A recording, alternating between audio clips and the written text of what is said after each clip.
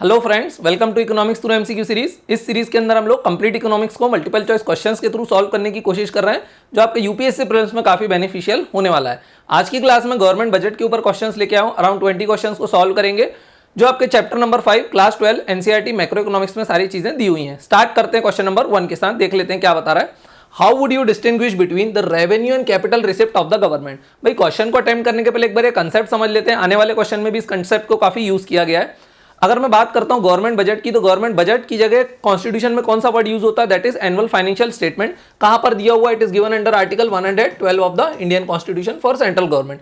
अब जब भी मैं बजट की बात करता हूं तो बजट के दो कंपोनेंट होते हैं, एक को हम बोलते हैं रेवेन्यू बजट और एक को हम बोलते हैं कैपिटल बजट। अब भाई बजट, अगर आप बार बार वर्ड सुनते हो, बजट का मतलब क्या होता है, आप लोग भी अपना बजट मैनेज करते होंगे। मतलब आपके पास कितने पैसे आते हैं और कितने पैसे जाते हैं। मतलब एक होता है आपकी receipt, that is incoming part, और एक होता है आपका एक्सपेंडिचर, दैट इज खर्चा पार्ट। तो अब जब मैं बात करता हूं रेवेन्यू बजट और कैपिटल बजट की, तो इन दोनों में डिफरेंस क्या है। तो देखना, रेवेन्यू बजट में क्या होता है वो मैं आपको बता देता हूं कि रेवेन्यू बजट में ना तो एसेट पे कोई इंपैक्ट आता है, ना तो लायबिलिटीज पे कोई इंपैक्ट आता है। ये चीज आपको ध्यान रखना है। मतलब अगर यहां पर मेरी इनकमिंग होगी तो कोई उधारी नहीं होगी, मतलब लायबिलिटीज नहीं बढ़ेंगी, ना मैं किसी एसेट को सेल ऑफ करूंगा तो ना एसेट पे इंपैक्ट आएगा ना लायबिलिटीज पे इंपैक्ट आएगा। और कैपिटल बजट में जो भी चीजें होंगी, या तो उससे एसेट के ऊपर इंपैक्ट आएगा, या तो एसेट बढ़ेंगे या घटेंगे, या तो लायबिलिटीज के ऊपर इंपैक्ट आएगा, या तो लायबिलिटीज बढ़ेंगी या घटेंगी। तो ये चीज आपको ध्यान रखना है। सो रेवेन्यू बजट वो बजट होता है जहां पर एसेट लायबिलिटी पे कोई भी इंपैक्ट नहीं आता है। देख लेते हैं रेवेन्यू बजट। बजट के दो कंपोनेंट होने चाहिए, रिसिप्ट और एक्सपेंडिचर। सो एक को बोलते हैं रेवेन्यू बजट में रेवेन्यू रिसिप्ट, और एक को बोलते हैं रेवेन्यू एक्सपेंडिचर। रेवेन्यू रिसिप्ट मतलब पैसा आएगा, बोले कैसे आएगा, बोले टैक्स रेवेन्यू के थ्रू आएगा। डायरेक्ट इनडायरेक्ट टैक्सेस लगाती है गवर्नमेंट। डायरेक्ट टैक्सेस में भी हमने देखे थे प्रोग्रेसिव रेग्रेसिव क्या होते हैं। टैक्स का जो रेवेन्यू गवर्नमेंट के पास आता है, तो क्या उससे उसकी लायबिलिटीज बढ़ती है, क्या उसको रीपे करना है, किसी को नहीं करना है। सो टैक्स रेवेन्यू ऐसी रेवेन्यू है जो गवर्नमेंट को रीपे नहीं करना है, वो उसकी अर्नड इनकम है, मतलब वो किसी को देने वाली नहीं है। सो उससे उसकी लायबिलिटीज पे कोई भी इंपैक्ट नहीं आएगा। Non tax revenue, government also provide some kind of services, for example railways, roadways, है ना, बीएसएनएल वगैरह चलाती है, पीएसयूज चलाती है, कोल इंडिया चलाती है, तो वहां से भी वो कुछ ना कुछ इनकमिंग करती है। तो वो जो इनकमिंग करती है, क्या उससे लायबिलिटीज बढ़ जाती है? Answer is no. क्यों? क्योंकि वो कोई ना कोई सर्विस प्रोवाइड करती है और इन टर्म बदले में आपसे क्या लेती है? पैसे लेती है। तो ये तो हो गई रेवेन्यू रिसिप्ट। रिसिप्ट मतलब इनकमिंग का पार्ट। अब देख लेते हैं रेवेन्यू एक्सपेंडिचर। अब यहां पर गवर्नमेंट जो भी खर्चा करेगी उससे हॉस्पिटल नहीं बनाएगी, क्योंकि एसेट नहीं बनना चाहिए, एसेट के ऊपर इंपैक्ट नहीं आना चाहिए, हॉस्पिटल रोड वगैरह नहीं बनना चाहिए, डे टू डे लाइफ में खर्चा करना है। सो वो भी दो टाइप के होते हैं, प्लान रेवेन्यू एक्सपेंडिचर और नॉन प्लान रेवेन्यू एक्सपेंडिचर।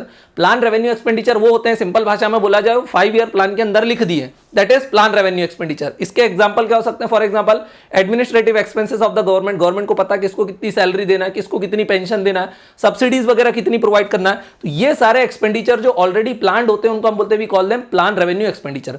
खर्च ऐसा नहीं करना, रोड नहीं बनाना, हाँ, लेकिन अगर रोड का मेंटेनेंस किया, that comes under plan revenue expenditure. क्योंकि रोड बनाओगे तो एसेट पे इंपैक्ट आ जाएगा, न्यू एसेट बन जाएगा, लेकिन एसेट पे इंपैक्ट नहीं आना चाहिए। लेकिन अगर रोड को मेंटेन करोगे तो एसेट बढ़ेगा नहीं, वही एसेट आपका क्या होगा? मेंटेन होगा। सो उसको हम क्या बोलेंगे? Plan revenue expenditure. कुछ होते हैं नॉन प्लान रेवेन्यू एक्सपेंडिचर जो 5 ईयर प्लान में नहीं दिए हुए हैं, that comes under non plan revenue expenditure. For example, अचानक से कहीं पर फ्लड आ जाती है, कहीं पर वॉर हो जाता है, रॉयट्स हो जाते हैं, है ना, ड्रॉट हो जाता है, तो इसका मतलब क्या है? क्या ये प्लान्ड था ऑलरेडी? अर्थक्वेक आ गया, नहीं था, ये प्लान नहीं था, तो that comes under non plan revenue expenditure. उसमें भी एसेट लायबिलिटी के ऊपर इंपैक्ट नहीं आता है। सो इस टाइप के बजट को हम क्या बोलते हैं? Revenue budget. दूसरा बजट कौन सा है? बोले कैपिटल बजट। कैपिटल बजट वो होता है, उसके भी दो कंपोनेंट होंगे, रिसिप्ट और एक्सपेंडिचर। रिसिप्ट मतलब इनकमिंग, एक्सपेंडिचर मतलब आउटगोइंग। लेकिन जब भी मैं कोई भी चीज को कैपिटल बजट में रखूंगा तो या तो एसेट बढ़ेंगे घटेंगे, या तो लायबिलिटीज बढ़ेंगी घटेंगी। पहले देख लेते हैं कैपिटल रिसिप्ट। रिसिप्ट मतलब कि कैपिटल बजट में इनकमिंग कैसे हो सकती है। एक को हम बोलते हैं इनकमिंग करने के भाई 2-3 तरीके हैं। डिसइन्वेस्टमेंट। डिसइन्वेस्टमेंट मतलब गवर्नमेंट को पैसा चाहिए था इनकमिंग करना, बोले कैसे करें? चीजों को बेच दो, दैट इज डिसइन्वेस्टमेंट। तो डिसइन्वेस्टमेंट का मतलब समझ में आया, जैसे एयर इंडिया को बेच दिया, कोल इंडिया को बोले थोड़ा सा प्राइवेटाइज कर देंगे, उसकी कुछ शेयर्स बेच देंगे मार्केट में, तो क्या हो रहा है? एसेट्स यहां पर आपके कम होते दिखाई दे रहे हैं। तो अगर आप रेवेन्यू रिसिप्ट में पैसे ला रहे हो तो आपके एसेट्स क्या हो रहे हैं? कम हो रहे हैं। एक चीज तो समझ में आ गई, तो एसेट्स कम होते हैं। अब एक वर्ड और होता है स्ट्रेटेजिक डिसइन्वेस्टमेंट। जब गवर्नमेंट किसी भी कंपनी में 50% से ज्यादा शेयर बेच देती है, तो अब हम उस डिसइन्वेस्टमेंट को क्या बोलते हैं? We call them strategic disinvestment, क्योंकि मैनेजमेंट कंट्रोल गवर्नमेंट के हाथ से चला जाता है। अगर 50% से कम शेयर बेचती है तो हम उसको क्या बोलते हैं? डिसइन्वेस्टमेंट। दूसरा तरीका है पैसा लाने का गवर्नमेंट को, दैट इज बोरोइंग्स। बोले क्या लेके आओ? लोन वगैरह लेके आओ, उधारी लेके आओ। तो लोन लेके आओगे तो उससे लायबिलिटीज पे इंपैक्ट आएगा क्या? हाँ, तो आपकी लायबिलिटीज क्या हो जाएंगी? बढ़ जाएंगी। तो ये चीज भी आपको ध्यान रखना है। तो कैपिटल रिसिप्ट में जब भी पैसा आता है तो या तो एसेट कम हो जाते हैं या तो लायबिलिटीज बढ़ जाती हैं। ये चीज आपको ध्यान रखना है। एसेट लायबिलिटी पे इंपैक्ट आया तो बोला बिल्कुल भाई कैपिटल बजट का पार्ट है। दूसरी चीज है कैपिटल एक्सपेंडिचर। कैपिटल एक्सपेंडिचर में खर्चा किया तो भी एसेट लायबिलिटी पे फर्क आना चाहिए। एक है बोले प्लान कैपिटल एक्सपेंडिचर, बोले कितनी सड़क बनाने वाले, कितने हॉस्पिटल बनाने वाले। अगर आप ये सब में एक्सपेंडिचर करोगे तो आपके एसेट्स क्या हो जाएंगे? इंक्रीज हो जाएंगे। दूसरा है बोले तरीका, बोले लोन उतार दो, बहुत कर्ज हो गया, बोले लोन रीपे कर दो। लोन रीपे करोगे तो आपकी लायबिलिटीज क्या हो जाएंगी? कम हो जाएंगी। सो एसेट और लायबिलिटी पे इंपैक्ट दिखाई दे रहा है, बिल्कुल क्लियरली दिखाई दे रहा है। नॉन प्लान कैपिटल एक्सपेंडिचर क्या होता है? अचानक से नितिन गडकरी कहीं गए, महाराष्ट्र के मंत्री ने बोला भाई हमारे यहाँ भी सड़क बनवा दो, अप्रूवल दे दिया, तो ये क्या हुआ? नॉन प्लान था, 5 ईयर प्लान में नहीं लिखा था। That comes under non plan capital expenditure. तो आई होप आपको समझ में आएगा रेवेन्यू बजट क्या होता है, कैपिटल बजट क्या होता है। आराम से डिटेल में देखना है तो अपनी इकोनॉमिक्स के लेक्चर सीरीज में जाओ, चैप्टर नंबर 5 को आराम से देख लो, 1 घंटे का वीडियो है। सारी चीजें गवर्नमेंट और उसके बजट के कंपोनेंट आपको समझ में आ जाएंगे। चलिए क्वेश्चन नंबर 1 को देख लेते हैं। How would you distinguish between revenue and capital receipt of the government? तो भाई अभी हम लोगों ने देखा रेवेन्यू रिसिप्ट मतलब revenue receipt, revenue and capital receipt की बात कर रहा। रिसिप्ट मतलब इनकमिंग की बात कर रहा। सो रेवेन्यू रिसिप्ट में 2 तरीके से पैसा आ सकते थे, एक बोला टैक्स रिसिप्ट और एक बोला non tax receipt. Tax receipts में बोले डायरेक्ट इनडायरेक्ट टैक्सेस और नॉन टैक्स में सर्विसेज वगैरह जो प्रोवाइड करती है। लेकिन इससे एसेट लायबिलिटीज पे कोई भी इंपैक्ट नहीं आना चाहिए। कैपिटल रिसिप्ट भी 2 तरीके से थी, डिसइन्वेस्टमेंट या तो बोरोइंग्स। इस पे एसेट और लायबिलिटी के ऊपर इंपैक्ट आना चाहिए। ये चीज हमको समझ में आ गई है। तो स्टेटमेंट 1 देख लेते क्या बोल रहा है। Revenue receipts are non redeemable unlike certain capital receipts. बिल्कुल बात सही है। रेवेन्यू रिसिप्ट एक बार आ गई तो गवर्नमेंट को रिडीम नहीं कर सकते। आप ये नहीं बोल सकते कि टैक्स दिया था वापस लौटाओ, दैट इज नॉन रिडीमेबल। वो गवर्नमेंट का हो गया तो हो गया, रीपे करने वाला काम नहीं है। लेकिन कैपिटल रिसिप्ट में अगर आपने मान लो बोरोइंग्स करी है then you will have to repay that loan. तो ये वाली बात सही है, बिल्कुल बात सही है। Statement 1 is correct. स्टेटमेंट 2 देख लेते हैं। Capital receipt are always debt creating unlike revenue receipts. बोल रहा है capital receipt are always debt creating. क्या हमेशा डेट क्रिएट करती? देखना कैपिटल रिसिप्ट में पैसा लाने का 2 तरीका है। एक तरीका है borrowings, borrowings are debt creating. बिल्कुल आपके ऊपर कर्जा कर देंगी, बात सही है। लेकिन दूसरा तरीका भी तो था, बोले डिसइन्वेस्टमेंट। तो क्या डिसइन्वेस्टमेंट से आपके डेट बढ़ता है? नहीं, उससे एसेट कम हो जाते हैं आपके। तो ऑलवेज डेट क्रिएटिंग नहीं होता है, तो ये चीज ध्यान रखना है। और रेवेन्यू रिसिप्ट से आपका डेट बढ़ता है? नहीं बढ़ता, वो बात तो सही है। लेकिन ये स्टेटमेंट गलत है। Are not always debt creating, they are debt creating but not always. क्यों? क्योंकि अगर आपने डिसइन्वेस्टमेंट किया then that do not come under debt creating.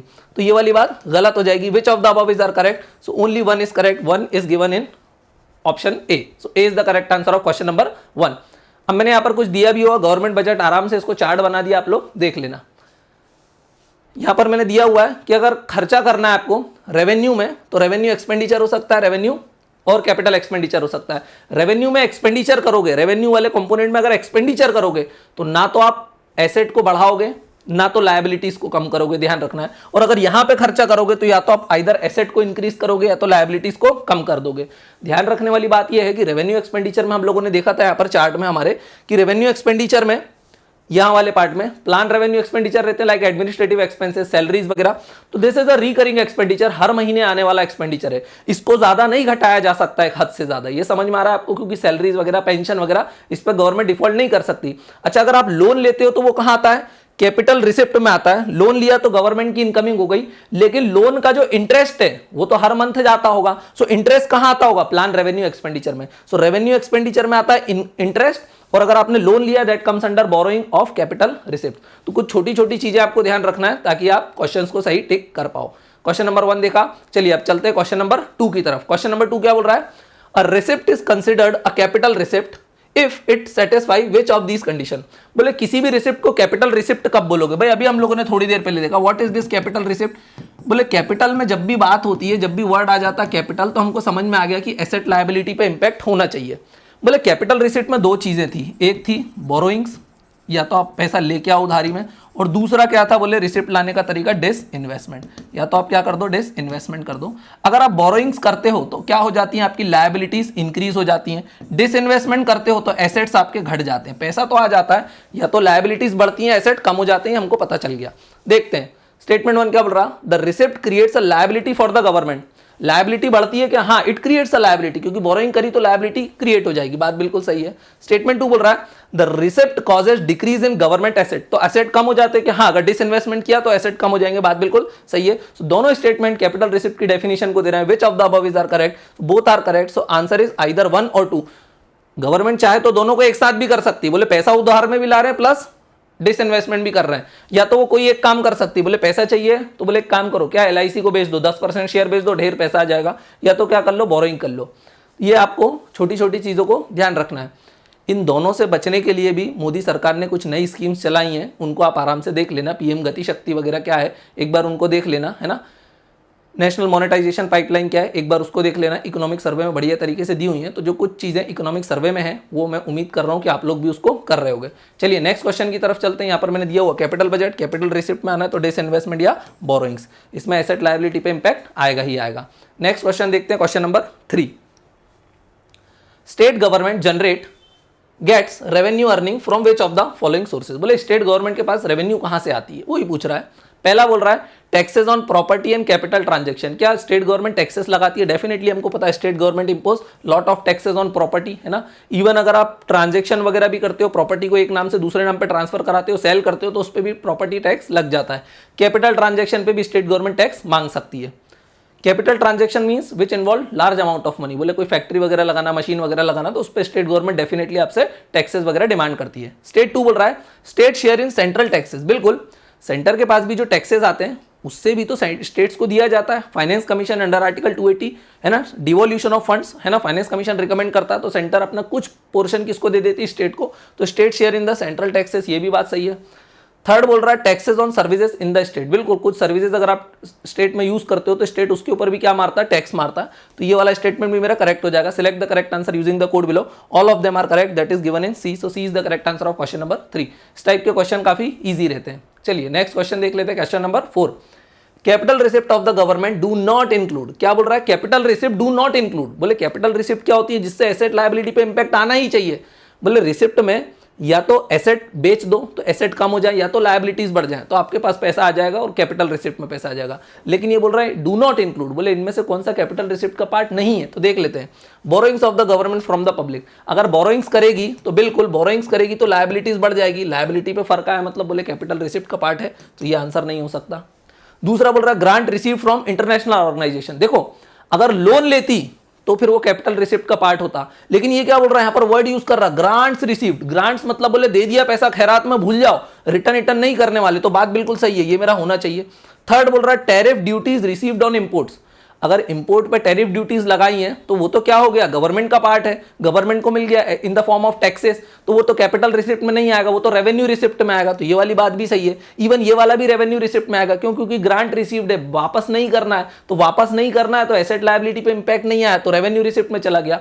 तो मेरा क्या आएगा, डू नॉट इंक्लूड, तो बोथ बी एंड सी आएगा, तो answer is D. So D is the answer of question number 4। ये आपको समझ में आ गया होगा। चलिए नेक्स्ट क्वेश्चन देखते हैं, क्वेश्चन नंबर 5। क्या बोल रहा है, with reference to the union budget which of the following is are covered under capital receipt, बार बार उस पर क्वेश्चन आ रहा है, 5-6 क्वेश्चन करेंगे तो ये क्या होता है, रेवेन्यू रिसिप्ट क्या होता है, कैपिटल रिसिप्ट क्या होता है, आपको एक बार में सारी चीजें क्लियर आ जाएगा।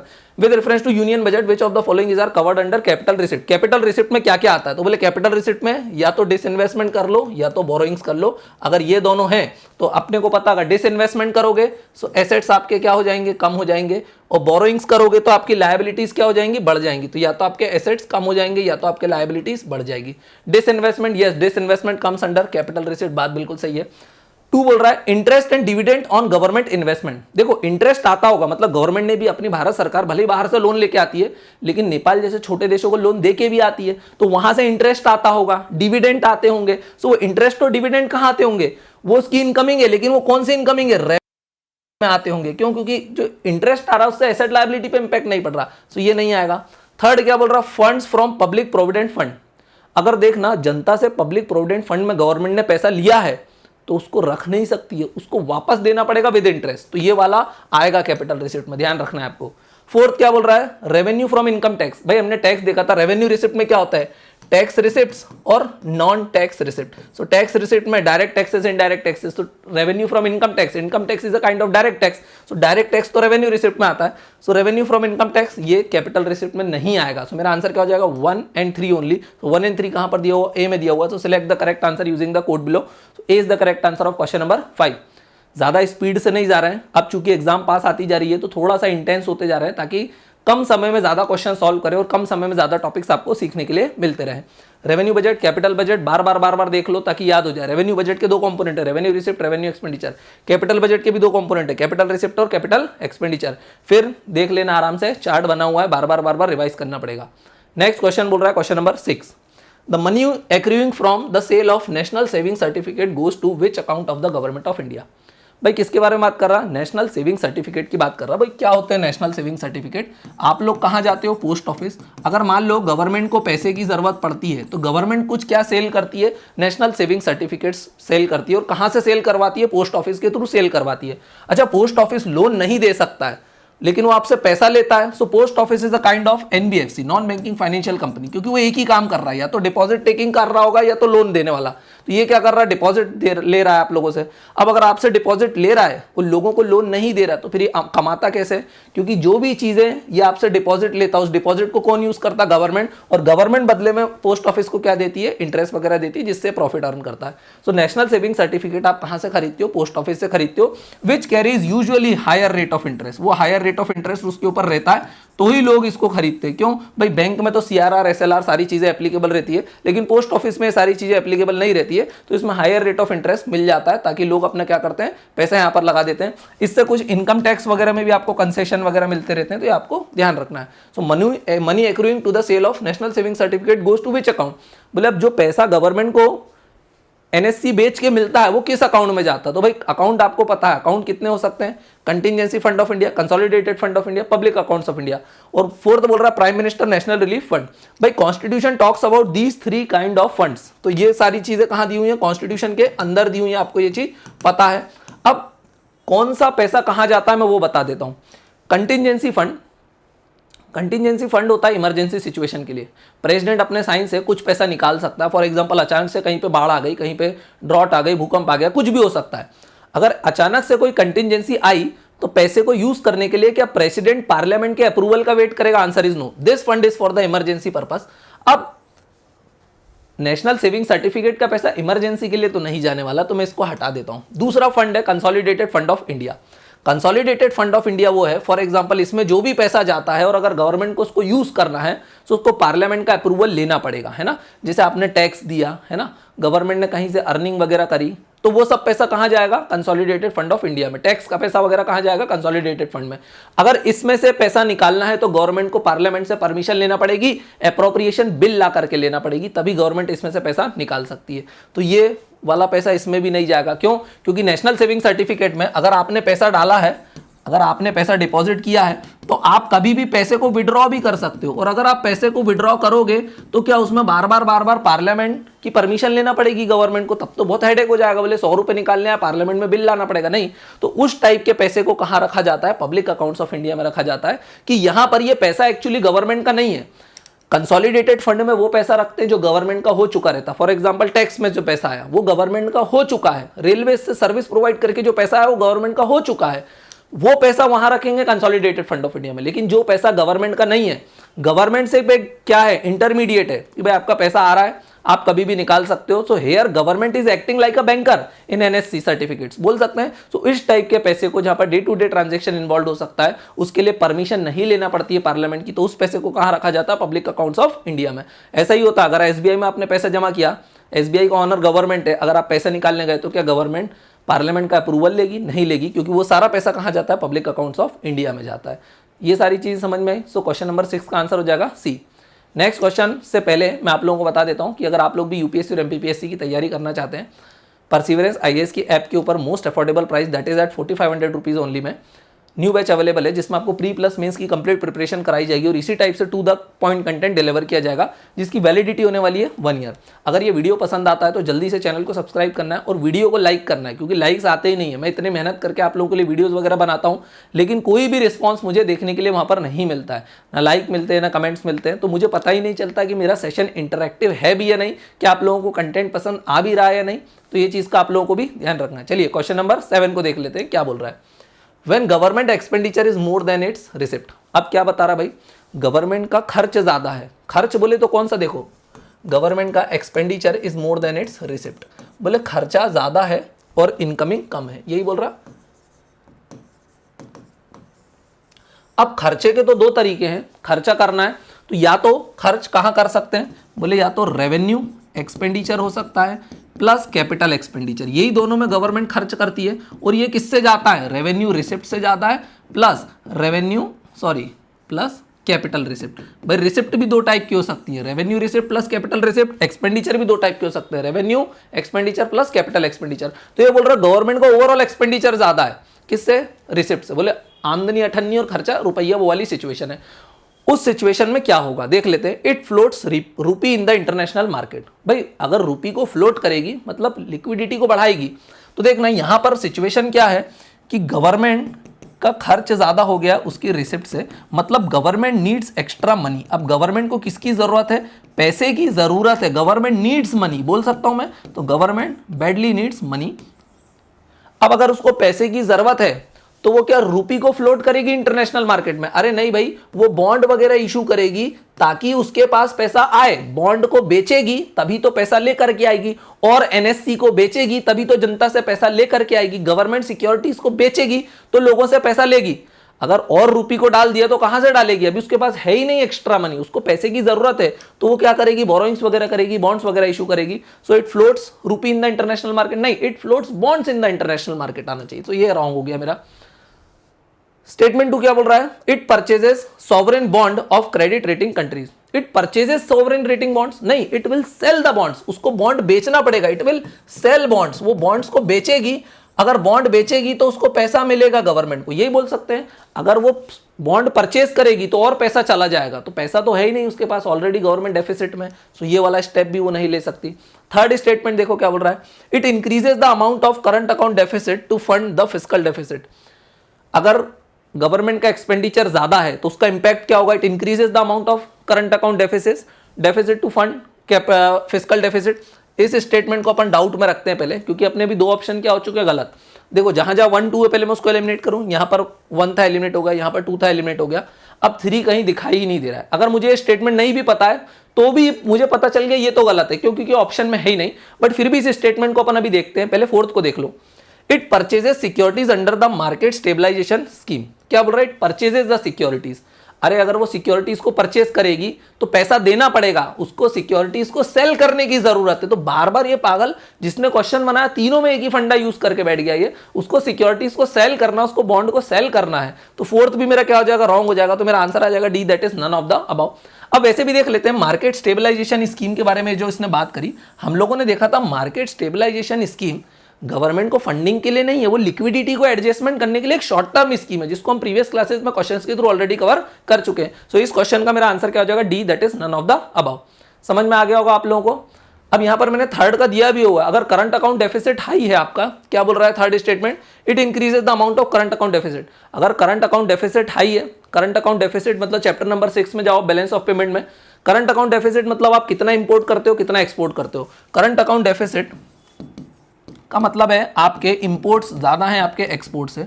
अगर आपके इंपोर्ट ज्यादा हैं तो अब क्या होगा, आपका रूपी क्या हो जाएगा, डेप्रीशिएट हो जाएगा, और रूपी डेप्रीशिएट हो जाएगा तो रूपी की वैल्यू और गिर जाएगी और ये सिचुएशन को और वर्सन कर देगा। ये चीज समझ में आ रही, इसलिए क्या हो जाएगा, थर्ड भी रॉन्ग हो जाएगा। तो अब चलते हैं क्वेश्चन नंबर 8 की तरफ। क्वेश्चन नंबर 8 क्या बोल रहा है देख लेते हैं।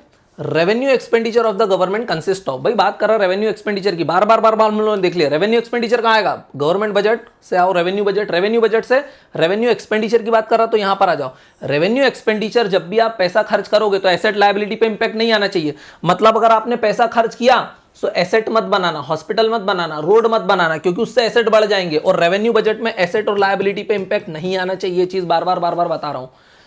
नॉन प्लान रेवेन्यू एक्सपेंडिचर, बोले खर्चा किया ना, किया तो किया लेकिन पुल मत बनाना, जो भी करना डे टू डे लाइफ वाला काम करना, बोले सैलरी वगैरह देना, इंटरेस्ट पेमेंट करना, जो भी करना, सब्सिडीज देना। डिफेंस एक्सपेंडिचर, बोले डिफेंस एक्सपेंडिचर में भी कौन सी सैलरीज वगैरह देना, लेकिन अगर इक्विपमेंट खरीदे तो फिर उसको यहां मत डालना, फिर उसको कैपिटल एक्सपेंडिचर में डालना। तो रेवेन्यू एक्सपेंडिचर की बात कर रहा है क्वेश्चन। तो revenue expenditure of the government consist of interest payment on the debt incurred by the government. बात बिल्कुल सही है। देखो गवर्नमेंट यहां पर से जो बोरोइंग्स करती है, जिसमें पैसा लेकर के आती है, तो पैसा लाई तो पैसा तो आ गया बोरोइंग्स के थ्रू, लेकिन उसका इंटरेस्ट कहां जाता होगा, प्लान रेवेन्यू एक्सपेंडिचर में। और रेवेन्यू एक्सपेंडिचर का सबसे बड़ा कंपोनेंट ही इंटरेस्ट पेमेंट है। गवर्नमेंट के अराउंड 15 to 20% पैसा कहां चला जाता है, इंटरेस्ट को रीपे करने में चले जाता है। लोन रीपे नहीं हो रहा, अभी सिर्फ इंटरेस्ट रीपे हो रहा है। सो बात बिल्कुल सही है। वेट, कहां चला गया क्वेश्चन, ये रहा, interest payment on the debt incurred by the government. हाँ बात बिल्कुल सही है। 2 क्या बोल रहा है, grants given to state government. Revenue expenditure में देखना, ये बोल रहा है ग्रांट्स, क्या बोल रहा है, ग्रांट्स। ग्रांट्स मतलब सेंट्रल गवर्नमेंट स्टेट को कुछ पैसा भी दे देती होगी, उसने तो ग्रांट में दे दिया, तो क्या वो पैसा अब उसके पास वापस आएगा, नहीं। हो सकता है स्टेट उसको डे टू डे लाइफ में यूज कर दे, लाडली बहना योजना चला दे, या तो उससे कोई ब्रिज वगैरह बना दे, लेकिन सेंटर ने तो पैसा दे दिया ना ग्रांट के तौर पे, लोन नहीं दिया। ग्रांट मतलब फ्री में बस जाओ, बोले रखो, वापस नहीं चाहिए तुमको, मदद की जरूरत थी, कोई आपदा वापदा आ गई थी, ऐश करो, तो ग्रांट दे दिया, तो कैपिटल सॉरी इस पे एसेट लायबिलिटी पे कोई भी इंपैक्ट नहीं आया, तो बिल्कुल ये भी कहां पर आएगा, मेरा रेवेन्यू एक्सपेंडिचर में आएगा। थर्ड बोल रहा है एडमिनिस्ट्रेटिव एक्सपेंसेस, बिल्कुल ये तो क्या है, हमारा प्लान रेवेन्यू एक्सपेंडिचर है, सैलरीज वगैरह administrative expenses day to day life में काम आता है, रिकरिंग एक्सपेंडिचर है, तो ये वाली बात भी सही हो जाएगी। Select the correct answer using the code below, all of them are correct, so answer is D. So D is the correct answer of question number 8। Easy question था काफी। चलिए नेक्स्ट क्वेश्चन की तरफ चलते हैं, question number 9। Which of these would classify as revenue expenditure by the government? बोले इनमें से किन चीजों को रेवेन्यू एक्सपेंडिचर के अंदर रखना पड़ेगा। रेवेन्यू एक्सपेंडिचर वही है जिससे एसेट लायबिलिटी पे फर्क नहीं पड़ेगा, मतलब आपने पैसा खर्च किया तो एसेट इंक्रीज नहीं होंगे, पैसा खर्च किया तो लायबिलिटीज कम नहीं होगी, क्योंकि आप लोन रीपे नहीं करोगे, उसको डे टू डे लाइफ में यूज करना पड़ेगा पैसे का। पहला बोल रहा है defence modernisation expenditure by the government. Defence modernisation क्या होता है, डिफेंस मॉडर्नाइजेशन, अब आप बोलोगे this is a vague term, no it's not. Defence modernisation includes what, it includes buying of new aeroplanes, aircraft, new machinery, new equipments, है ना। तो अगर आप डिफेंस को मॉडर्नाइज करोगे तो what will you do, you will create some assets. तो यहां पर क्या हो जाएगा, क्रिएशन ऑफ एसेट्स, और अगर एसेट्स बनेंगे यहां पर then this will not come under the revenue expenditure, क्योंकि रेवेन्यू एक्सपेंडिचर में पैसा खर्च किया तो एसेट मत लेके आना। हाँ अगर डिफेंस की सैलरी होती, डिफेंस की पेंशन होती, that will come under revenue expenditure, लेकिन defence modernisation will not come under revenue expenditure because it includes creation of assets. तो ये वाली बात तो गलत हो जाएगी। स्टेटमेंट 2 देख लेते हैं, expenditure on poverty alleviation programme. बात बिल्कुल सही है, गरीबी मिटाओ योजना वोजना ये सब चलती है, बोले हम इतना पैसा देंगे, इतनी सब्सिडीज देंगे, है ना, इसके खाते में उतना डालेंगे, डायरेक्ट बेनिफिट ट्रांसफर वगैरह करेंगे। सो इस सब से एसेट नहीं बढ़ते हैं, ना लायबिलिटीज घटती है, बोले बस ये गरीबों को दे दिया वो चट कर गए उस पैसे को, तो ये बात बिल्कुल सही है। थर्ड बोल रहा है pension paid to the retired employees of the government. हाँ बिल्कुल पेंशन पेड होती है तो उससे एसेट लायबिलिटी थोड़ी बनती है, वो तो हर बार देना, रिकरिंग एक्सपेंडिचर है, so this also comes under revenue expenditure of the government. So 2 and 3 is the correct answer. Select the correct answer using the code below. So 2 and 3 कहां पर दिया हुआ, that is in C. So C is the correct answer of question number 9.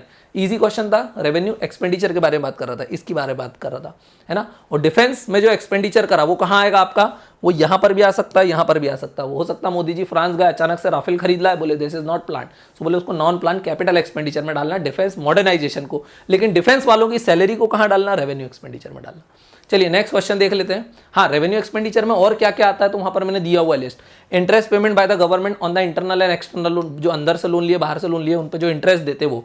Salary pension provident fund paid by the government to the government employees, वो भी यहाँ आते हैं। Subsidies वगैरह यहाँ आती है। Defence expenditure by the government but except capital expenses such as modernisation. Postal deficit of the government, law and order expenses जो गवर्नमेंट करती है पुलिस पैरामिलिट्री फोर्स पे to maintain law and order, वो भी डे टू डे लाइफ में होते हैं, recurring expenditure है। Expenditure on social services like education health care, ये भी डे टू डे लाइफ में होते हैं। सोशल सिक्योरिटी, पॉवर्टी एलिवेशन, तो पॉवर्टी एलिवेशन कहाँ जाता है, रेवेन्यू एक्सपेंडिचर में आ जाता है। Grants given by government to Indian states and foreign countries, तो वो भी कहाँ जाता है, रेवेन्यू एक्सपेंडिचर में। फॉरेन कंट्रीज बोले मोदी जी लोन भी लेते हैं अमेरिका वगैरह से, और नेपाल वगैरह को फ्री में भी पैसा दे देते हैं। बांग्लादेश गए, शेख हसीना फ्रेंड है, सीधे क्या दे दिया, ग्रांट दे दिया। ग्रांट दे दिया तो बोले क्या है, this comes under revenue expenditure. लेकिन लोन दिया तो वो कहां पर जाएगा, फिर वो कैपिटल वाले पार्ट में जाएगा। Next question, question number 10, which of the following form part of revenue expenditure of the government of India. देखो बार बार क्वेश्चन आ रहा है, लास्ट क्वेश्चन है आई थिंक इस टाइप के टॉपिक पे, और आया तो देख लेंगे। रेवेन्यू एक्सपेंडिचर का कौन कौन सा हिस्सा है ये पूछ रहा है। Expenditure on maintenance of road, हाँ देखो रोड बनाओगे तो एसेट बनेगा, लेकिन उसको मेंटेन कौन करेगा? तो maintenance of road come under revenue expenditure. अब सवाल ये उठता है, देखना गवर्नमेंट को पैसा खर्च करना है, पैसा दो जगह खर्च हो सकता है, या तो रेवेन्यू एक्सपेंडिचर पे, कैपिटल एक्सपेंडिचर पे। कैपिटल एक्सपेंडिचर पे पैसा खर्च होगा तो नया एसेट बनेगा, या तो लायबिलिटी कम हो जाएगी। बोले पैसा खर्च किया कैपिटल में, बोले एसेट कैसे बना? नई रोड बना दी, नया हॉस्पिटल बना दिया, नया एयरपोर्ट बना दिया, दैट इज कैपिटल एक्सपेंडिचर। या तो लोन उतार दिया तो बोले लोन कम हो गया, लायबिलिटी कम हो गई, बोले हाँ this is also capital expenditure. पैसा खर्च किया तो एसेट लायबिलिटी पे इंपैक्ट आ गया।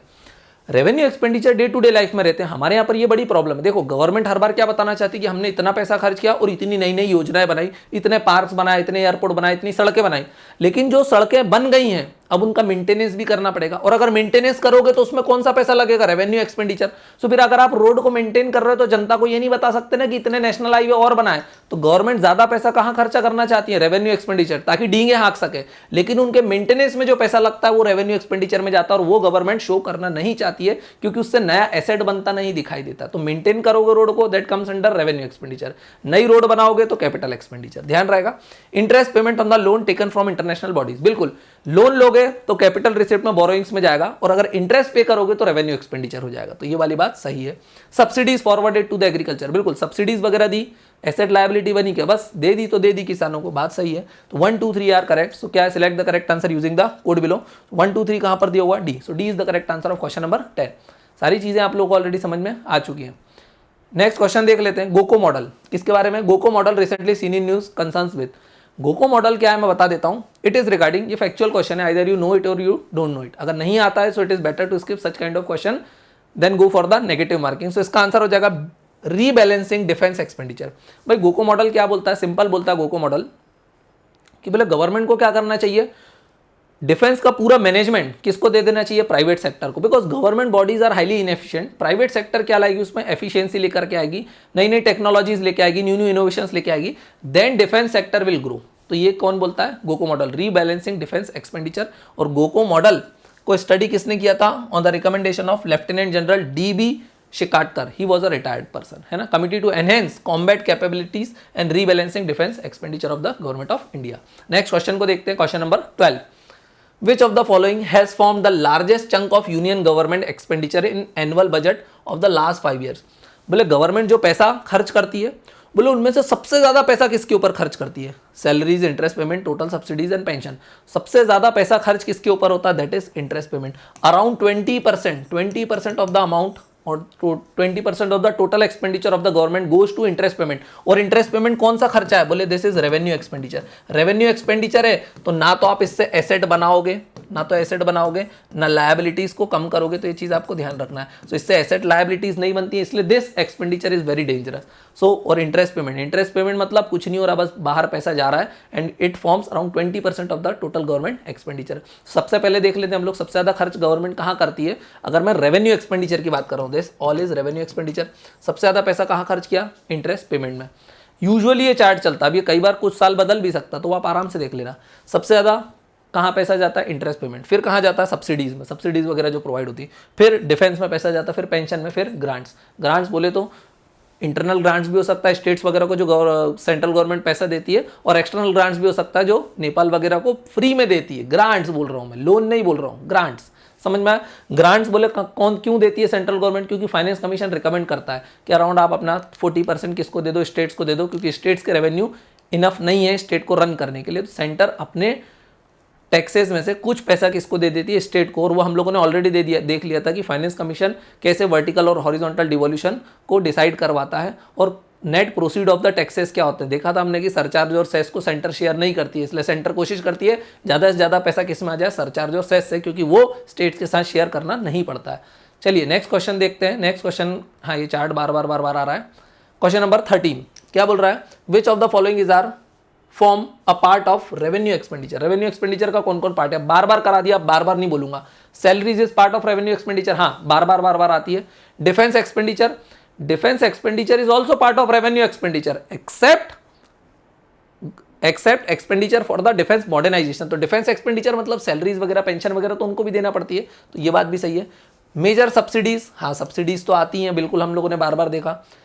Expenses towards new infrastructure project मतलब अब आप कोई नया एसेट बनाने वाले हो, बोले कोई नया पुल बना दो, रेलवे लाइन बिछा दो, एयरपोर्ट बना दो, तो अगर एसेट बना दिया तो फिर ये रेवेन्यू एक्सपेंडिचर नहीं है, तो ये क्या हो जाएगा, रॉन्ग हो जाएगा। Select the correct answer using the code given below. So 1, 2 and 3 are correct. 1, 2, 3 कहाँ दिया हुआ, बी में दिया हुआ, so B is the correct answer of question number 13। Revenue expenditure, capital expenditure बार बार दिया, आराम से इसको देख लेना है ना। रेवेन्यू एक्सपेंडिचर के एग्जांपल दिए हो, for example old age pension, administrative services, national security, health and education. National security बोले तो जो सेना को मेंटेन किया जाता सियाचिन वगैरह पे, उसमें एसेट नहीं बन रहा है, बस उनको मेंटेन करने का ही खर्चा है, उनको वहाँ रखने का खर्चा है ना। कैपिटल एक्सपेंडिचर में क्या क्या आते हैं, कंस्ट्रक्शन ऑफ नेशनल हाईवेज है ना, repayment of government loan, establishment of factories etcetera, मतलब जहाँ पर एसेट्स वगैरह का क्रिएशन हो जाता है। चलिए नेक्स्ट क्वेश्चन देखते हैं। नेक्स्ट क्वेश्चन देखने के पहले फ्रेंड्स अगेन बताता हूँ, अगर आप लोग भी यूपीएससी और एमपीपीएससी का न्यू बैच ज्वाइन करना चाहते हो, that to at most affordable price of ₹4500 only, तो आप परसिवरेंस आईएएस का ऐप डाउनलोड कर सकते हो और मुझसे 9113912223 के ऊपर डायरेक्टली कॉन्टैक्ट कर सकते हो, जिसमें आपको प्री प्लस मेंस का कंप्लीट बैच प्रोवाइड कराया जाएगा, जिसकी वैलिडिटी रहने वाली है 1 year. To the point content deliver किया जाएगा। आप लोग देखोगे कि सारे सब्जेक्ट्स को कितने कम टाइम में कितना बेहतरीन तरीके से कवर करवाया जाता है। जिस टाइप से आप अभी प्रीलिम्स की सीरीज देख रहे हो, इस टाइप से मेंस की सीरीज भी चलती है, जहां पर सारे क्वेश्चंस को स्ट्रक्चर के फॉर्म में डिस्कस किया जाता है। हमारे यहाँ पर जो भी टीचर पढ़ाता है उसका तरीका वही रहता है कि वो सारी चीज़ों को स्ट्रक्चर बना के पढ़ाता है, ताकि जब भी क्वेश्चन आता है तो आपको वहाँ पर क्वेश्चन एग्जाम में बैठ के फ्रेम करने की जरूरत नहीं है। Structure was already there in your mind, आपको सिर्फ उसको स्ट्रक्चर को रीफ्रेम करना होता है और आप इजीली उस क्वेश्चन को अटेम्प्ट कर पाते हैं। नेक्स्ट क्वेश्चन देख लेते हैं।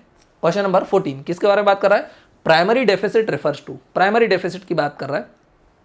अब मैं बता देता हूं what is this primary deficit. देखना, एक होता है गवर्नमेंट का एक्सपेंडिचर, अगर गवर्नमेंट का एक्सपेंडिचर गवर्नमेंट की रिसिप्ट से ज्यादा है, गवर्नमेंट का एक्सपेंडिचर, यहां पर फिर से लिखता हूं, अगर गवर्नमेंट का एक्सपेंडिचर गवर्नमेंट की रिसिप्ट से ज्यादा है तो क्या होगा, मतलब गवर्नमेंट खर्च 1 रुपए कर रही है, इनकमिंग में 50 पैसे ला रही है। इट मीन्स अब गवर्नमेंट को क्या करना पड़ेगी, बोरोइंग्स करना पड़ेगी। गवर्नमेंट को क्या करना पड़ेगी, अब बोरोइंग्स करना पड़ेगी, राइट। अब बोरोइंग्स तो कर रही है गवर्नमेंट, तो अब देखना कितनी बोरोइंग करेगी। बोले फॉर एग्जांपल गवर्नमेंट ने खर्च कितना किया, 100 रुपए, और इनकमिंग में सिर्फ कितने ला पाई, 80 रुपए। इट मीन्स दिस 20 रुपीज, तो this 20 rupees is the fiscal deficit. इसको ही मैं क्या बोलूंगा, फिस्कल डेफिसिट। तो बोरोइंग कितनी करेगी government, borrowing is always equal to the fiscal deficit. So fiscal deficit shows the borrowing requirement of the government, सीधी बात कर रहा है। लेकिन देखना, हो सकता है पिछली सरकार ने बहुत ज्यादा लोन लियो, मैं क्या बोल रहा हूं, पिछली सरकारों ने, जैसे इस समय मोदी सरकार चल रही, मोदी सरकार के पहले वाली सरकारों ने खूब योजनाएं चलाई, फ्री बिजली, फ्री राशन, ये वो सब फ्री योजनाएं चलाई। सारी स्कीम्स चलाने में लगता है पैसा, उन्होंने खूब लोन लेके आए। अब लोन तो ले आए हो आप, तो एक तो लोन तो देना ही है, लेकिन लोन के साथ इंटरेस्ट भी देना है। इंटरेस्ट दोगे तो गवर्नमेंट का, हमने देखा सबसे बड़ा कंपोनेंट तो इंटरेस्ट रीपेमेंट का ही है। हो सकता है गवर्नमेंट, ये वाली जो गवर्नमेंट हो ये तो बहुत एफिशिएंट हो, लेकिन ये जो 20 रुपए है, बोले 20 रुपए, बोले हमको तो क्या है, बोले हमारी एक्चुअली रिसिप्ट और एक्सपेंडिचर बराबर है, लेकिन ये 20 रुपए क्यों आ रहा है, because of the interest payment. बोले पुरानी सरकारों का इतना ज्यादा इंटरेस्ट है कि जिसके कारण हमारे खर्चे कम ही नहीं हो पा रहे, खर्चा देना तो गवर्नमेंट की लायबिलिटी है। सो बोले ये जो भी पैसा है जो 20 रुपीज है, this is because of the interest payment. So primary deficit का मतलब क्या होता है, it means fiscal deficit minus interest payment. बोले जब आप फिस्कल डेफिसिट में से इंटरेस्ट पेमेंट को घटा देते हो, then you will arrive at the primary deficit. इससे पता चलता है कि प्रेजेंट डे गवर्नमेंट कितनी एफिशिएंटली वर्क कर रही है और उसका जो डेफिसिट है क्या वो सच में कम हो रहा है या नहीं हो रहा है। भाई इंटरेस्ट पेमेंट को तो गवर्नमेंट क्या है, पिछली गवर्नमेंटों का मना नहीं कर सकती देने से, तो इस बार पता चलेगा कि क्या गवर्नमेंट के एक्सपेंडिचर सच में कम हुए हैं और उसकी रिसिप्ट सच में बढ़ी है या नहीं। तो ऐसी सिचुएशन को हम क्या बोलते हैं, we call it primary deficit. Primary deficit is equal to fiscal deficit minus interest payment. समझ में आ गया होगा आपको। प्राइमरी डेफिसिट यहाँ पर दिया हुआ है, मैंने और भी डेफिसिट दिए हुए, revenue deficit, fiscal deficit, primary deficit. पहले प्राइमरी डेफिसिट देख लेते हैं। It is equals to fiscal deficit minus interest payment, indicate borrowing requirement of the government। भाई फिस्कल डेफिसिट से हमको क्या पता चलती है, गवर्नमेंट की बोरोइंग रिक्वायरमेंट कितनी है, और उसमें से इंटरेस्ट पेमेंट हटा दो तो ये पता चलता है, enable us to see how government is conducting its financial affairs and how government is working efficiently। दूसरा होता है रेवेन्यू डेफिसिट। रेवेन्यू डेफिसिट कहां पे आता है, हम लोगों ने रेवेन्यू बजट देखा था। रेवेन्यू बजट के दो कंपोनेंट थे, रेवेन्यू रिसिप्ट और रेवेन्यू एक्सपेंडिचर। अब जो रेवेन्यू बजट था, चार्ट है क्या यहाँ पर, अभी चार्ट नहीं है, मैं यहाँ पे बता देता हूँ। हम लोगों ने क्या देखा था, रेवेन्यू बजट। रेवेन्यू बजट के हम लोगों ने दो कंपोनेंट देखे थे, राइट। एक देखा था हमने रेवेन्यू रिसिप्ट, और एक हम लोगों ने देखा था रेवेन्यू एक्सपेंडिचर, यही देखा था हम लोगों ने। अब रेवेन्यू रिसिप्ट और रेवेन्यू एक्सपेंडिचर आप लोगों को इजीली पता है, ये वो होते हैं जिससे एसेट और लायबिलिटी के ऊपर इंपैक्ट नहीं आना चाहिए, है ना। अब रेवेन्यू रिसिप्ट में आप मतलब क्या है, दिस इज योर इनकमिंग, कि आप कितना पैसा लेकर के आए, and this is your expenditure, that is outgoing, कि कितना पैसा जाने वाला है। लेकिन ये पैसा हम लोग देखें तो जो भी ये रेवेन्यू बजट रहता है ये कैसा रहता है, रिकरिंग, बार बार आने वाला पैसा खर्चा वगैरह रहता है। इससे एसेट लायबिलिटी पे इंपैक्ट नहीं आता है। अगर मान लो मैं बोलता हूं अब आपका क्या हो गया, बोले रेवेन्यू डेफिसिट हो गया, व्हाट डज इट मीन कि रेवेन्यू बजट में revenue expenditure is far greater than revenue receipt, तो अब हम क्या बोलेंगे, this is the situation of revenue deficit. Revenue deficit मतलब पूरा बजट नहीं ले रहा हूं मैं, अभी सिर्फ रेवेन्यू वाला पार्ट ले रहा हूं, रेवेन्यू में क्या हो गया, डेफिसिट हो गया। इसका मतलब कि गवर्नमेंट के पास जो भी इनकमिंग आ रही है वो डे टू डे लाइफ को चलाने के लिए भी इनफ नहीं है, मतलब गवर्नमेंट को सैलरी देने के लिए भी बोरोइंग करना पड़ रही है, बहुत highly inefficient government, and this is the scenario with India. India में क्या होता है, we always have revenue deficit. सिर्फ कोविड टाइम में नहीं हुआ था, क्योंकि गवर्नमेंट को इवन खर्चा देने के लिए भी बोरोइंग करना पड़ रही, बोले सैलरी भी नहीं दे पा रही, पेंशन भी नहीं दे पा रही, इंटरेस्ट रीपे करने के लिए भी और लोन लेना पड़ रहा है और इंटरेस्ट का बर्डन और बढ़ रहा है। सो this is a very dangerous situation. इसको कम करना काफी मुश्किल है, क्योंकि अगर डेफिसिट को कम करना है तो एक्सपेंडिचर को आपको कम करना पड़ेगा, लेकिन ये तो डे टू डे एक्सपेंडिचर है कि लोगों की सैलरी कम कर दोगे कि उनकी पेंशन खा जाओगे, इसको कम करना मुश्किल है। दूसरा तरीका, इसको बढ़ा दो, लेकिन ज्यादा टैक्स लोगे तो लोग फिर टैक्स नहीं देंगे। हम लोगों ने कर्व देखे थे, लाफेर कर्व वगैरह, ज्यादा टैक्स आप लोगों पे लगा नहीं सकते हो, है ना। सर्विसेज अगर ज्यादा महंगी करोगे then government will people will not use the services provided by the government, वो प्राइवेट सेक्टर पे स्विच कर जाएंगे। सो ये दोनों कंपोनेंट को मैनेज करना काफी डिफिकल्ट हो जाता है। तो revenue deficit is very dangerous situation, this is the case with India also. तो रेवेन्यू डेफिसिट पे क्वेश्चन है, देख लेते हैं अपन लोग क्या बोल रहा है क्वेश्चन। सॉरी, रेवेन्यू डेफिसिट पे क्वेश्चन नहीं था, क्वेश्चन तो प्राइमरी डेफिसिट पे था, मैंने आपको रेवेन्यू डेफिसिट बताया और यहाँ पर लिखा भी उन्होंने, it can not be reduce much, shows the inefficiency of the government to meet its current expenditure। बोले करंट एक्सपेंडिचर भी वो मीट नहीं कर पा रहे। Difficult to force people to pay high taxes, क्योंकि अगर आपको रेवेन्यू रिसिप्ट को बढ़ाना है तो टैक्सेस बढ़ाना पड़ेंगे, but it is difficult to force people to pay higher taxes.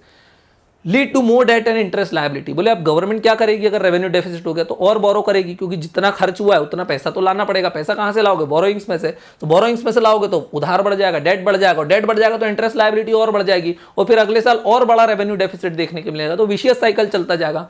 Government reduces productive capital expenditure, lead to lower growth and adverse welfare. अब ऐसे सिचुएशन में क्या होगा, अब गवर्नमेंट को ज्यादा पैसा डेफिसिट को भरने के लिए लगेगा तो वो कैपिटल एक्सपेंडिचर में पैसा खर्च नहीं करेगी, मतलब नए रोड नहीं बनाएगी, नए अस्पताल नहीं बनाएगी, नए एयरपोर्ट नहीं बनाएगी। क्यों, क्योंकि डे टू डे लाइफ में ज्यादा पैसा लग रहा है, तो फिर उससे प्रोडक्टिव कैपिटल एक्सपेंडिचर नहीं होगा, तो ग्रोथ वगैरह नहीं होगी और वेलफेयर नहीं हो पाएगा लोगों का। एक होता है फिस्कल डेफिसिट। फिस्कल डेफिसिट मतलब गवर्नमेंट ने कितना टोटल एक्सपेंडिचर किया, it includes revenue expenditure plus capital expenditure. तो रेवेन्यू एक्सपेंडिचर और कैपिटल एक्सपेंडिचर कितना ज्यादा था रेवेन्यू रिसिप्ट और कैपिटल रिसिप्ट से, मतलब गवर्नमेंट का टोटल एक्सपेंडिचर कितना ज्यादा था गवर्नमेंट की टोटल रिसिप्ट से, that is it shows the borrowing requirement of the government. तो बोरोइंग कितनी है इज इक्वल टू, उसको हमने बोला फिस्कल डेफिसिट, और फिस्कल डेफिसिट में से इंटरेस्ट पेमेंट को माइनस कर दिया, then we will arrive at the primary deficit. यही था, इजी क्वेश्चन था। चलिए नेक्स्ट क्वेश्चन की तरफ चलते हैं हम लोग, दैट इज क्वेश्चन नंबर 15। क्या बोल रहा है, what is the need for deficit financing in a developing economy. भाई बोल रहा what is the need of deficit financing, बोले गवर्नमेंट क्यों इतना खर्चा कर रही है, क्यों इतना उधार लेके आ रही है, क्यों इतने इंटरेस्ट के कर्जे कर रही है। देखना, जब डेफिसिट फाइनेंसिंग होता है, क्या बोल रहा हूं मैं, जब डेफिसिट फाइनेंसिंग होता है, what does it mean deficit financing, मतलब गवर्नमेंट ज्यादा पैसा खर्च करती है, गवर्नमेंट एक्सपेंडिचर ज्यादा करती है। अगर गवर्नमेंट एक्सपेंडिचर ज्यादा करेगी तो एग्रीगेट डिमांड भी तो बढ़ेगी, तो एग्रीगेट डिमांड भी तो बढ़ेगी। एग्रीगेट डिमांड कैसे बढ़ेगी वो भी बता देता हूँ। एग्रीगेट डिमांड बढ़ेगी क्यों, क्योंकि एनसीईआरटी का फॉर्मूला ही बोलता है कि गवर्नमेंट अगर ज़्यादा पैसा खर्च करेगी तो मार्केट में ज़्यादा पैसा उतरेगा, ज़्यादा पैसा उतरेगा तो लोगों की डिमांड बढ़ेगी, डिमांड बढ़ेगी तो प्रोडक्शन बढ़ेगा, और अगर हम लोगों ने बार बार देख लिया, अगर प्रोडक्शन बढ़ेगा तो क्या होगा, एम्प्लॉयमेंट जनरेशन होगा। क्यों, क्योंकि अब कंपनी ज़्यादा लोगों को रखेंगी, क्यों, क्योंकि उनको प्रोडक्शन बढ़ाना है, तो एम्प्लॉयमेंट जनरेशन होगा। एम्प्लॉयमेंट जनरेट होगा तो अनएम्प्लॉयमेंट कम हो जाएगा, लोग सुखी हो जाएंगे। लेकिन साथ साथ महंगाई की भी प्रॉब्लम आएगी, क्योंकि डिमांड बढ़ रही है, एम्प्लॉयमेंट जनरेट हो रहा है, मनी सप्लाई बढ़ रही है, तो इन्फ्लेशन की प्रॉब्लम भी आएगी। तो साथ साथ क्या आएगा, ये सब अच्छी चीज़ें आएगी और साथ में एक इन्फ्लेशन की प्रॉब्लम भी आ जाएगी। तो गवर्नमेंट डेफिसिट फाइनेंसिंग करती क्यों है, to stabilise the economy from adverse shocks. बात बिल्कुल सही है। कैसे, इसका कोई एग्जांपल हो सकता है, बिल्कुल हो सकता है। For example, economy is going through the recession. अगर इकोनॉमी में रिसेशन की प्रॉब्लम चल रही है तो गवर्नमेंट क्या करेगी, ज्यादा पैसा खर्च करेगी। रिसेशन का मतलब क्या होता है, लोगों के पास पैसा नहीं है, मनी सप्लाई कम है, so then government will put the more money, government will put more expenditure. अगर गवर्नमेंट ज्यादा एक्सपेंडिचर करेगी तो क्या होगा, डिमांड रिवाइव होगी, डिमांड रिवाइव होगी तो फिर प्रोडक्शन बढ़ेगा, प्रोडक्शन बढ़ेगा तो एम्प्लॉयमेंट बढ़ेगा और आप डिफ्लेशन से लड़ सकते हो।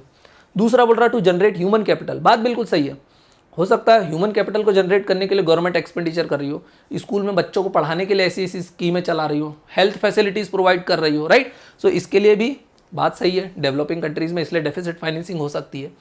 थर्ड बोल रहा है to ensure that income distribution is more equitable, बात बिल्कुल सही है।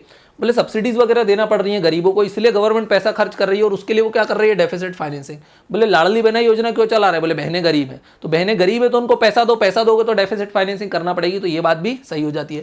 वो बोले मध्य प्रदेश सरकार ने तो कितनी डेफिसिट फाइनेंसिंग कर दी कि जनवरी 2024 से आज क्या आने वाला है, अप्रैल 2024 आने वाला, अभी तक एम्प्लॉयज की सैलरी नहीं हो पा रही है। क्यों? क्योंकि वेलफेयर स्कीम्स चल रही है। वेलफेयर मतलब लाडली बहना, तो लाडली बहना को टाइम से पैसा तो जा रहा है, लेकिन गवर्नमेंट अपने ही इंप्लॉयज को पैसा नहीं दे पा रही है। फोर्थ देख लेते हैं, to augment gross capital formation, बात बिल्कुल सही है। कई बार गवर्नमेंट नए इंफ्रास्ट्रक्चर क्रिएशन के लिए भी डेफिसिट फाइनेंसिंग करती है। बोले अभी सड़क वड़क बना लेते हैं पैसा लगा के, so that new investment will come. अगर सड़क बना देंगे तो बोले बड़ी बड़ी कंपनियां लग जाएंगी, बड़ी बड़ी कंपनियां लग जाएंगी, सो एम्प्लॉयमेंट जनरेट होगा। तो गवर्नमेंट कई बार deficit financing gross capital formation के लिए भी करती है। टू जनरेट गेनफुल एम्प्लॉयमेंट, बिल्कुल, अगर गवर्नमेंट पैसा खर्च करेगी तो डिमांड बढ़ेगी, डिमांड बढ़ेगी तो प्रोडक्शन बढ़ेगा, प्रोडक्शन बढ़ेगा तो एम्प्लॉयमेंट बढ़ेगा। So to generate gainful employment government do deficit financing.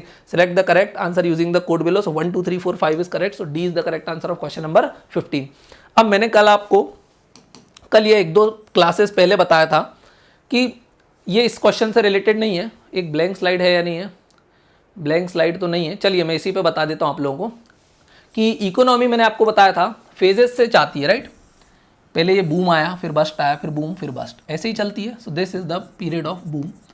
और ये क्या है, बोले रिसेशन का टाइम है ना, या बस्ट जिसको हम बोलते हैं, तो रिसेशन है।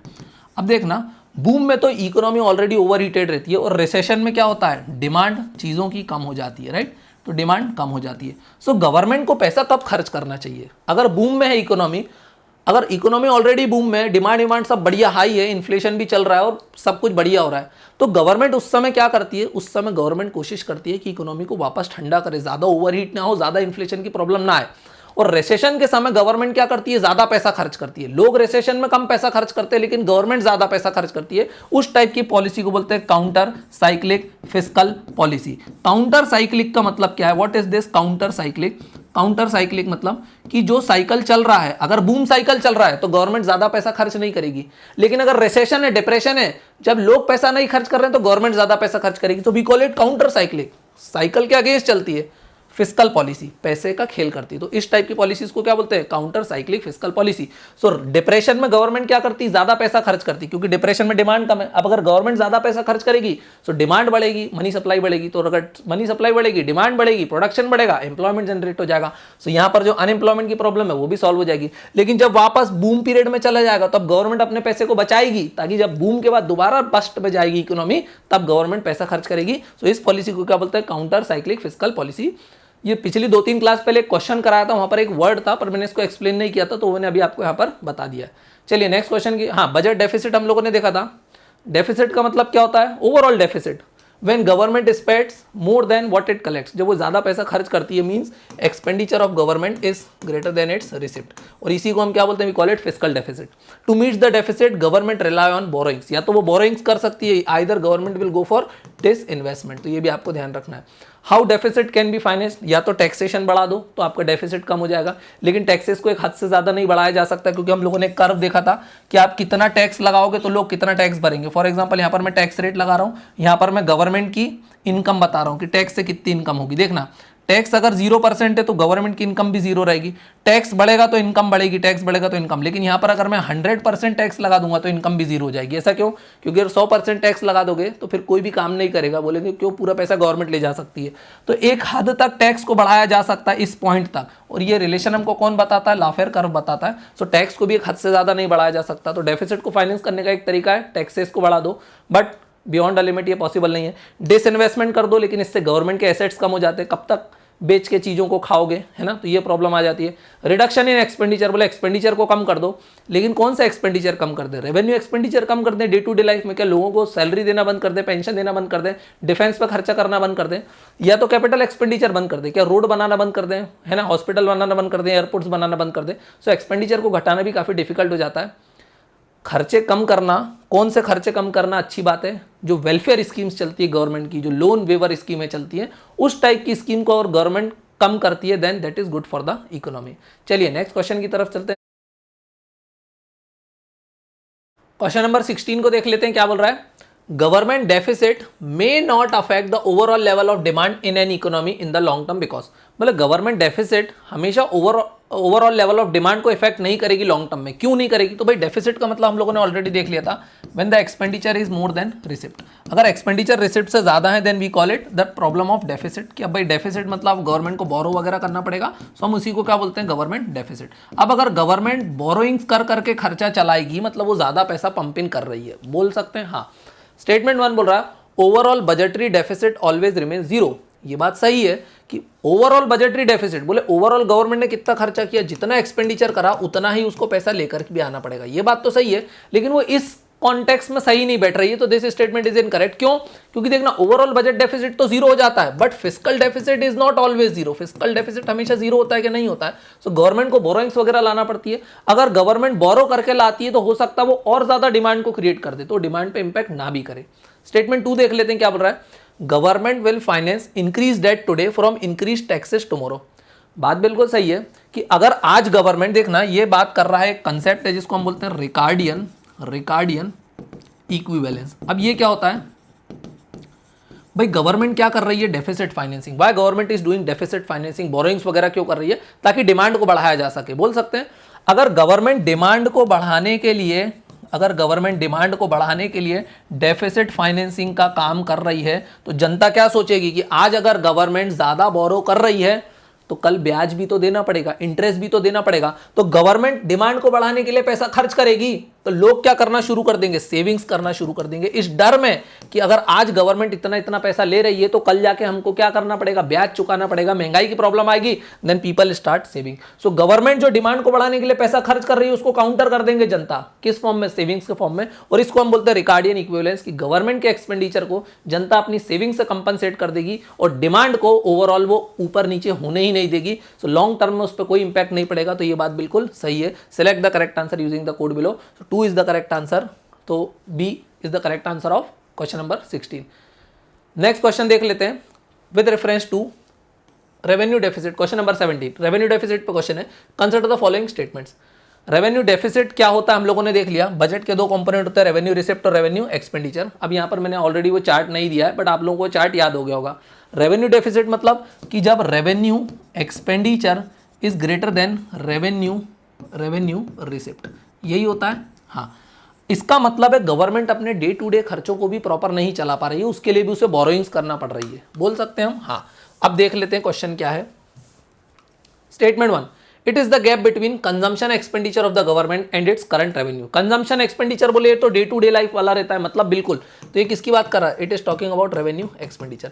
So it is the gap between revenue expenditure या consumption expenditure of the government and its current revenues. Current revenues मतलब रेवेन्यू रिसिप्ट्स की बात कर रहा, तो बात बिल्कुल सही है। यही तो डिफरेंस होता है, revenue deficit is equal to revenue expenditure minus revenue receipts. तो ये बात सही है, स्टेटमेंट 1 इज करेक्ट। स्टेटमेंट 2 को देखो, effective revenue deficit does not take into account those expenditure bracket में transfer in the form of grants for the creation of capital asset. भाई ये गलत है। देखना, डेफिसिट में तो हमको समझ में आया कि गवर्नमेंट खर्च ज्यादा कर रही है ना, मतलब रेवेन्यू एक्सपेंडिचर ज्यादा है देन रेवेन्यू रिसिप्ट। अब देखना, रेवेन्यू एक्सपेंडिचर का गवर्नमेंट का एक कंपोनेंट है ग्रांट्स टू द स्टेट्स। क्या है, ग्रांट्स टू स्टेट्स। भाई सेंट्रल गवर्नमेंट कुछ पैसा स्टेट्स को भी दे देती है इन द फॉर्म ऑफ ग्रांट्स, है ना। तो जो सेंट्रल गवर्नमेंट ने पैसा स्टेट को दिया वो तो हमने कहां डाल दिया, रेवेन्यू एक्सपेंडिचर में। पर हो सकता है उस ग्रांट के पैसे को स्टेट्स एसेट्स बनाने के लिए यूज कर लें, या तो वो अपनी लायबिलिटीज को घटाने के लिए यूज कर दें। बोल सकता हूं मैं, अगर स्टेट्स ऐसा अच्छा काम करते हैं कि सेंटर के दिए हुए पैसे से एसेट्स वगैरह क्रिएट करते हैं तो ये तो बढ़िया काम है। पर ये खर्चे को हमने लिख दिया रेवेन्यू एक्सपेंडिचर में, और रेवेन्यू एक्सपेंडिचर में एसेट लायबिलिटी पे इंपैक्ट नहीं आना चाहिए। तो देखा जाए, लेकिन यहां पर तो इनडायरेक्ट इंपैक्ट दिखाई दे रहा है। तो इसके लिए हम एक नए वर्ड को यूज करते हैं, we call it effective revenue deficit. बोले इफेक्टिव रेवेन्यू डेफिसिट मतलब क्या, बोले सेंटर ने जो स्टेट्स को पैसा दिया और उस पैसे में से कुछ पोर्शन जो उन्होंने एसेट्स के लिए यूज कर लिया, सो बोले उसको टोटल डेफिसिट में से घटा देना, रेवेन्यू डेफिसिट में से घटा देना। सो क्या आ जाएगा, effective revenue deficit. So revenue deficit, effective revenue deficit, primary deficit, सारी चीजें आप लोगों ने बता दी। So effective revenue deficit takes into account those expenditure in the form of creation of capital assets by the states. ये चीज़ आपको ध्यान रखना है। तो स्टेटमेंट 2 क्या हो जाएगा, गलत हो जाएगा, इट डज नॉट नहीं आएगा, it does take into account आएगा। So which of the statement given above is are correct, so only one is correct, so A is the correct answer of question number 17। Easy था, है ना। Revenue deficit, fiscal deficit, primary deficit, और अभी नया word देख लिया effective revenue deficit. Revenue deficit में से वो खर्चा हटा देना जो स्टेट्स ने कैपिटल एसेट्स बनाने के लिए यूज कर लिया। चलिए नेक्स्ट क्वेश्चन देख लेते हैं, क्वेश्चन नंबर 18 क्या बोल रहा है, with reference to primary deficit consider the following statement. Primary deficit क्या होता है भाई, हम लोगों ने अभी थोड़ी देर पहले देखा, what is this primary deficit, primary deficit is equal to fiscal deficit minus interest payment. अब बार बार नहीं बताऊंगा, अभी ये पिछले क्वेश्चन में भी आया था, देखो यहाँ पर प्राइमरी डेफिसिट का मतलब क्या होता है, फिस्कल डेफिसिट में से इंटरेस्ट पेमेंट घटा दो तो पता चलेगा प्रेजेंट गवर्नमेंट कितना बढ़िया वर्क कर रही है। हो सकता है फिस्कल डेफिसिट क्यों, क्योंकि गवर्नमेंट का ज्यादातर पैसा तो इंटरेस्ट रीपे करने में ही जा रहा है, और इंटरेस्ट के लिए लोन किसने लिया था, प्रीवियस गवर्नमेंट ने, लेकिन इस गवर्नमेंट का फिस्कल डेफिसिट हाई हो गया, क्यों, क्योंकि लोन उन्होंने लिया और आज ब्याज इनको देना पड़ रहा है।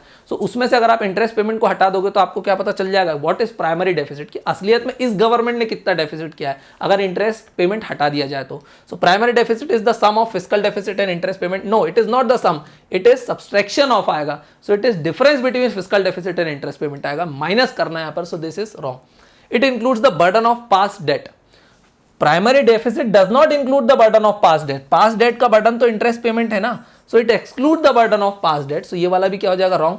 Which of the statement given above is are correct, so none of them are correct, so answer is D, fiscal deficit includes the burden of past debt but not primary deficit. Fiscal deficit में तो past debt का burden include है क्योंकि उसमें interest payment include है, लेकिन fiscal deficit में से इंटरेस्ट पेमेंट को घटा देते हैं तब हम कहाँ आ जाते हैं, प्राइमरी डेफिसिट।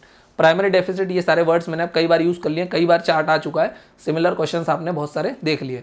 क्वेश्चन नंबर 19 को देखते हैं, with reference to finances of the state government consider the following statements.